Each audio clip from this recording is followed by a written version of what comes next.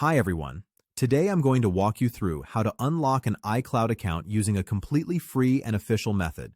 There's no payment required, no shady workarounds, and no tricks. Just the recommended way to recover access to your device.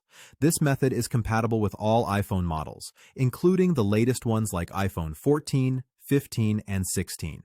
It's designed to help in situations where you've forgotten the password to your iCloud ID or when you've bought a secondhand device that's still connected to the previous owner's account.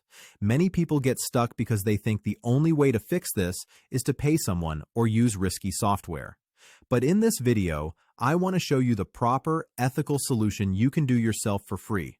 We'll go step by step so you can follow along easily. I'll explain exactly what you need to do and what to expect during the process. This approach is safe, simple, and designed for anyone who can't recover their password through Apple's standard reset or can't get in touch with the original owner to remove the lock.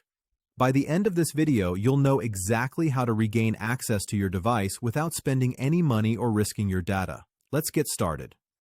The first step is to find your phone's IMEI number. Tap the I icon on the lock screen or check the SIM card tray. Sometimes it's printed there. Then head over to this website. Here you can request the unlocking of your iCloud account.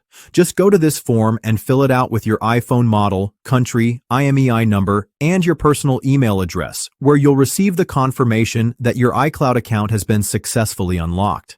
After completing the form, you just have to wait for the confirmation email. Sometimes it's super fast, and other times it can take a couple of days, so you'll need to be patient. But once the unlocking request is processed, you'll get an email just like this. The email will confirm that your iCloud account has been unlocked. Once you receive this email, restart your iPhone. Then we simply need to connect it to Wi-Fi. Let's continue with the initial activation, then proceed with the initial setup. As you can see here, the iCloud activation lock has been removed, and we're able to successfully log into a new account. And that's it.